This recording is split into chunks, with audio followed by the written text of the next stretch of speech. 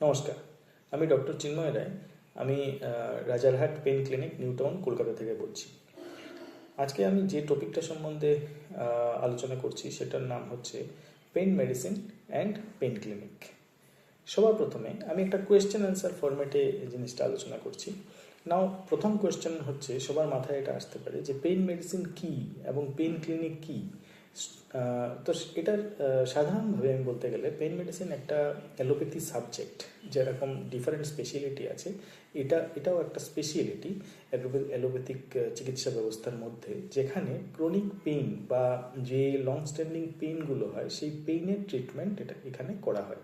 এটা কীভাবে ডিফারেন্ট অন্যান্য স্পেশালিটি থেকে বা অ্যাপ্রোচ থেকে, এখানে আমরা পেইনের ট্রিটমেন্ট করার জন্য যা কিছু সম্ভব, যত ধরনের মেথড রয়েছে কোনো একটা পেশেন্টের পেইন রিলিফ করার জন্য, আমরা সব কিছুই একসাথে আন্ডার ওয়ান রুফ, মানে একই জায়গায় সেটা অ্যাপ্লাই করি। আমাদের মেইন উদ্দেশ্য হচ্ছে পেইনটা যাতে যতটা সম্ভব বেস্ট ট্রিটমেন্ট দেওয়া। এবং পেইন ক্লিনিক কাকে বলা হয়? যেখানে পেইন প্র্যাকটিস করা হচ্ছে সেটাই হচ্ছে পেইন ক্লিনিক। নাও সেকেন্ড কোয়েশ্চেন হতে পারে যে কী ধরনের পেইন ক্লিনিকে ট্রিটমেন্ট করা হয়। এই জায়গাটাই একটু বোঝার মতো ব্যাপার। পেইন বলতে সকালবেলা আপনার পেট ব্যথা হয়েছে, আপনি পেইন ক্লিনিকে আসবেন না। ধরুন আপনি পড়ে গেছেন গতকালকে এবং আপনার পাটা ফুলে উঠেছে বা অ্যাঙ্কেলটা ফুলে উঠেছে, আপনি পেইন ক্লিনিকে আসবেন না। এই জিনিসগুলো যেটা কালকে পরশু হয়েছে বা কোনো একটা ইনজুরি বা কিছু থেকে হয়েছে, এগুলো পেইন ক্লিনিকে দেখা হয় না।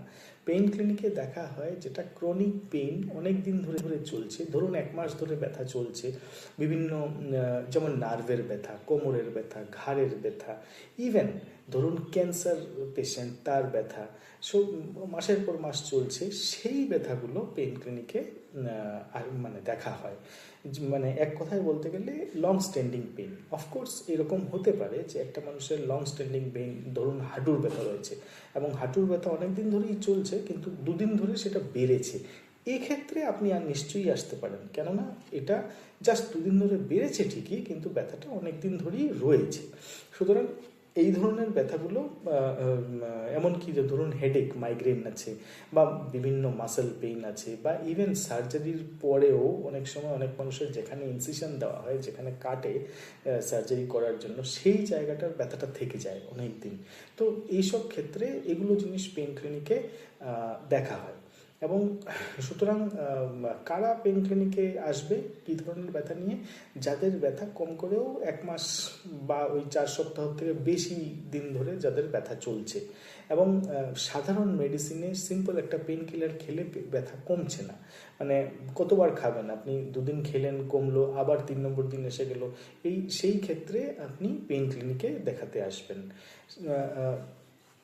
এবং যেরকম আমি বললাম যে অ্যাকিউট পেইন, যে কালকে একটা ইনজুরি হয়েছে বা পেট ব্যথা হচ্ছে, সেই ক্ষেত্রে আপনি নিশ্চয়ই সেটা পেইন ক্লিনিকে দেখার ব্যাপার নয়।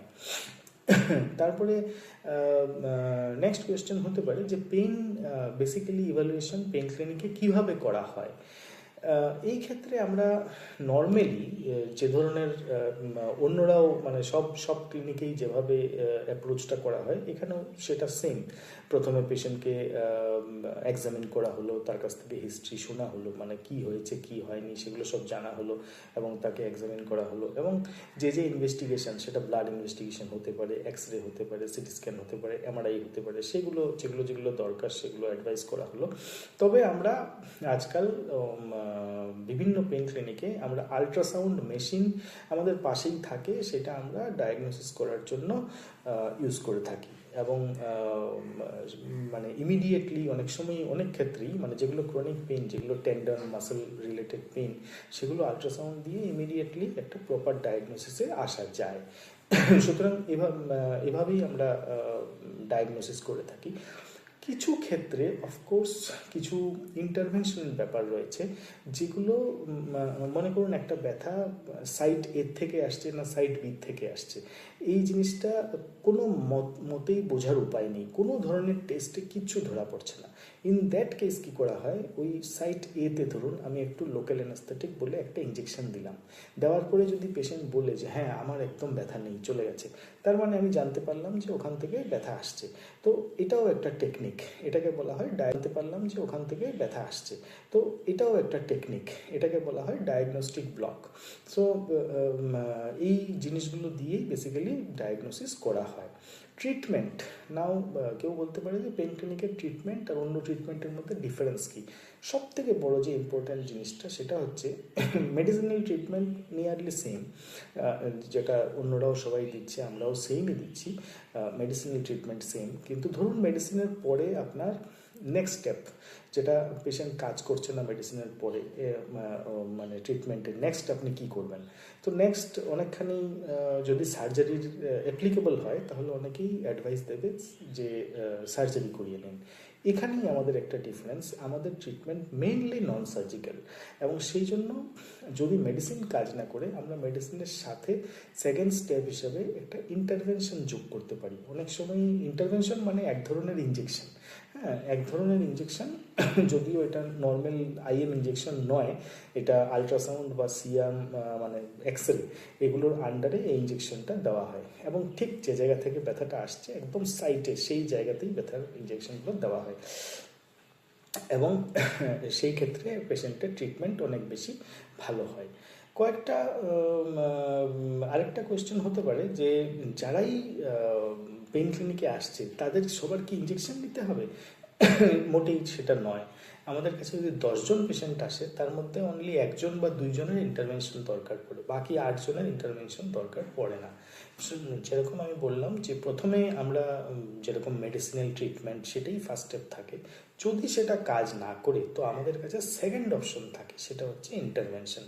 অফকোর্স কোনো সময় এরকম হতে পারে যে একটা পেশেন্টের ডিজিজ বেশি অ্যাডভান্সড এবং ইন্টারভেনশনেও কাজ হবে না। ইন দ্যাট কেস আমরা পেশেন্টকে সার্জনের কাছে রেফার করে দিই যে এই পেশেন্টের সার্জারি লাগবে, এখানে আর ইন্টারভেনশন করে কোনো কাজ হবে না। সেকেন্ড আরেকটা কোয়েশ্চেন আমি অনেক সময় দেখতে পাই যে মানুষের মনে রয়েছে যে আপনি তো পেইনের ট্রিটমেন্ট করলেন, আসল রোগটা তো গেল না। তাহলে জেনে রাখুন ম্যাক্সিমাম যেগুলো ডিজেনারেটিভ ডিজিজ যেগুলো আমরা ট্রিটমেন্ট করি, মানে সেটা এজ রিলেটেড প্রবলেম বা এজের জন্য যেগুলো চেঞ্জ হয়েছে বডিতে, সেই ক্ষেত্রে পেইনের ট্রিটমেন্টটাই একমাত্র ট্রিটমেন্ট, আর কোনো ধরনের ট্রিটমেন্ট হয় না। মানে এমন কিছু নেই, যেমন মনে করুন একটা মানুষের অস্টিওআর্থ্রাইটিস নি, হাঁটুর ব্যথা, সেই ক্ষেত্রে আপনি এইজ রিলেটেড যে কার্টিলেজটা নষ্ট হয়েছে সেটা রিভার্স আপনি করতে পারেন না, এমন কোনো অসুখ নেই, যেমন ম্যালেরিয়া টাইফয়েডের মতো জিনিসটা নয়।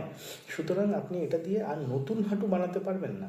কিন্তু অফকোর্স যেখানে টোটাল নি রিপ্লেসমেন্টের ব্যাপার আছে, যেখানে যারা সার্জারি করতে চাইবে তারা নিশ্চয়ই সেটাতে যাবে, কিন্তু এছাড়া যদি কারো পেইন রিলিফ হয়ে যায় তাহলে সেটাই তার ট্রিটমেন্ট হয়ে গেল।